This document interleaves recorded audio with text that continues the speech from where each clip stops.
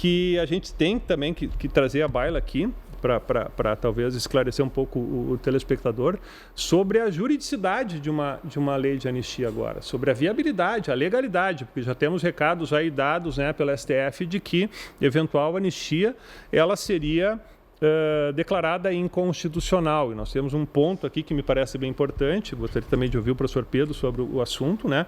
Nós temos uma questão de que a Constituição, ela expressamente, ela veda a anistia para alguns crimes, ela não veda para especificamente o crime contra a ordem constitucional e o Estado democrático, porém a Constituição, ela tem um conjunto, eu vou tentar ser o mais sucinto possível para o telespectador que não é do direito, um conjunto de normas que produzem uma significação coletiva e não isoladamente a partir de cada artigo de lei. Num exemplo bastante simples, não existe nenhum dispositivo constitucional dizendo que eu não possa revogar o crime de estupro.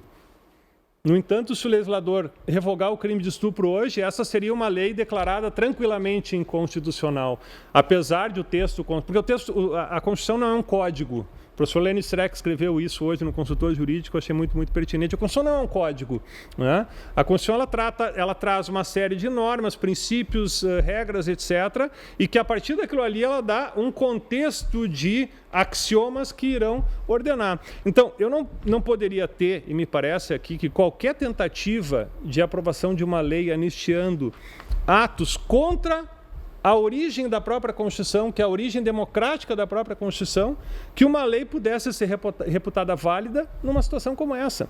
Então, nós temos aqui mandados implícitos, temos, por exemplo, as cláusulas pétreas do 60, parágrafo 4º da Constituição, que trata lá da preservação da separação dos poderes, a forma federativa, me parece um tanto quanto ostensiva eventual ilegalidade dessa eventual lei aprovando uma anistia, porque irá ferir aquilo que a Constituição tem na sua gênese, ou seja, um ato atentatório contra a democracia sendo anistiado pela própria democracia.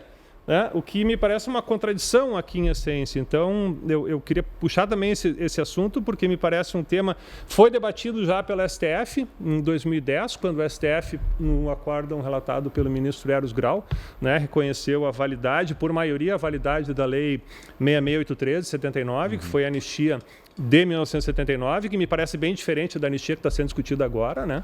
Não, uma coisa não tem nada a ver com a outra. E naquela ocasião o STF disse, é um ato do Congresso, não é um ato judicial. Eu acho que naquele momento a gente perdeu uma oportunidade muito boa e talvez o reflexo dessa nossa falha esteja representado no 8 de janeiro, de nos portarmos exatamente como a Argentina fez o dever de casa e disse, só um pouquinho, fomos longe demais e a gente não pode anistiar todos os arbítrios, todas as barbáries que foram praticadas lá atrás.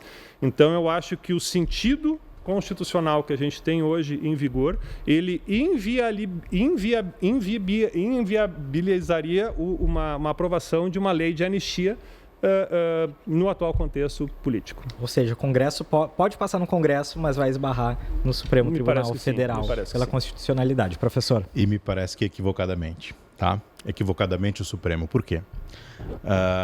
Sim, a DPF 153 foi julgada pelo ministro Eros Grau, pelo Supremo, mas o relator foi ele, em 2010.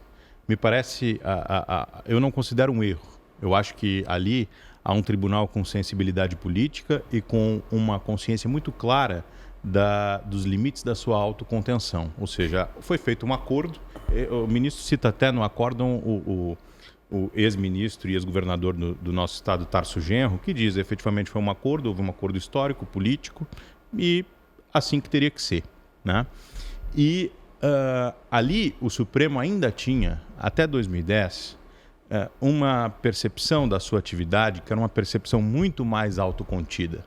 Eu me lembro de um acórdão sobre estupro de vulnerável, em que o ministro Sepúlveda Pertence, uns anos antes, ele diz algo como, olha, me parece que a lei, o legislador aqui, ele foi histérico e definiu a pena mínima do estupro de vulnerável em um patamar muito alto, mas não tenho como remediar o despautério.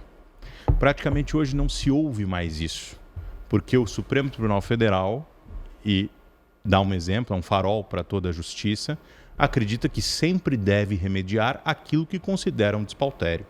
muitas vezes desconsiderando a competência do legislador.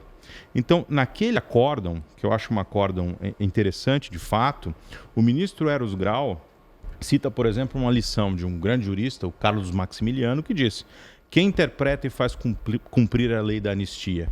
Quanto ao primeiro caso, aí ele diz: não se discutem os motivos, nem a justiça ou a oportunidade da concessão depois de feita esta. O assunto, de natureza essencialmente política, enquadra-se na competência exclusiva do Congresso, cujo veredicto sobre o caso não sofre revisão do Judiciário. A questão é que nós mudamos de cultura jurídica, e não de 1916, que era exatamente o caso que eles estavam tratando aqui, salvo engano, tá? Não exatamente no início do século XX para cá, mas nós mudamos de cultura jurídica do início do século XXI para cá, em que a ideia de que tem assuntos que são da política e assuntos que são do direito, ela simplesmente acabou. Hoje, todo o assunto é assunto do direito e todo o assunto é assunto da Constituição. Né? Vejam que nesse mesmo acórdão de 2010 não faz tanto tempo, tá? E me parece que o Supremo emprestava ao país uma forma de compreender o direito que dava ao país muito mais estabilidade. O ministro Eros Grau diz: registro a existência no Brasil, no período republicano, de mais de 30 atos de anistia. Todos os atos de anistia são atos relacionados a acontecimentos políticos, movimentos revolucionários, revolta da vacina, e ele cita inúmeros, em 1898, 1931, 1934, 51, 56 e assim por diante. São mais de 30. E a anistia, ela existe justamente para ser uma espécie de remédio político em situações de exceção. A anistia não serve para anistiar o traficante de drogas, como está explicitamente proibido na Constituição. Não pode anistiar o tráfico de drogas, crimes hediondos, né, e tortura, por exemplo. A anistia serve para que a gente possa sair de uma situação de risco de ruptura institucional ou de proximidade com a exceção ou de tensão e retomar a normalidade.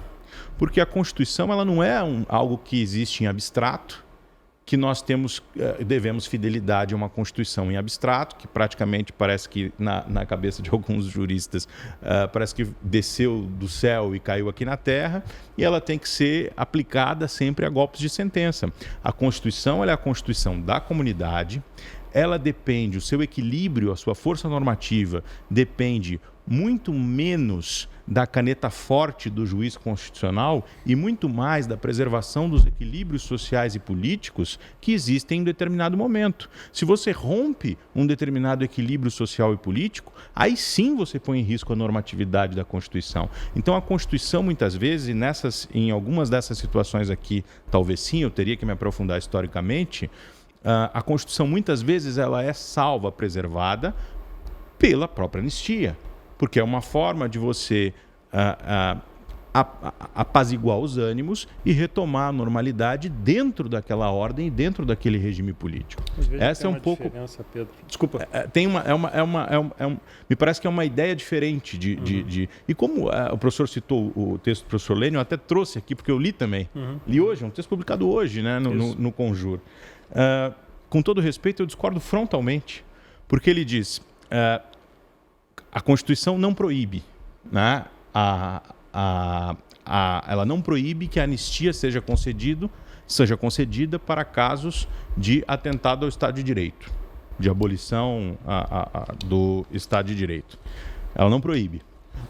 Sim, ela não proíbe. E aí ele diz: isso seria pensar o contrário, pensar que só porque ela não proíbe, ela, portanto, permite, seria como pensar o caso textualista do cachorro no restaurante. É porque tem no direito um exemplo clássico que a gente... Vamos lá, tem só para o telespectador entender. Teria uma placa: não é permitida a entrada de cachorros no restaurante. Aí o sujeito vem e entra com um urso, certo? Aí um textualista, um formalista, diria, não. Bom, o urso pode entrar, né? O cachorro é que não pode. Claramente que o sentido daquela norma seria também impedir a entrada do urso. A teleologia, o sentido daquela norma seria proibir, na verdade, a entrada do urso e do cachorro. Tá? Aqui, nós estamos diante de uma norma constitucional que o Constituinte já previu as hipóteses, né, em que a anistia não poderia ser concedida e prevê essas hipóteses precisamente depois, dentro de um regime político posterior a um regime de exceção, que era um regime ditatorial.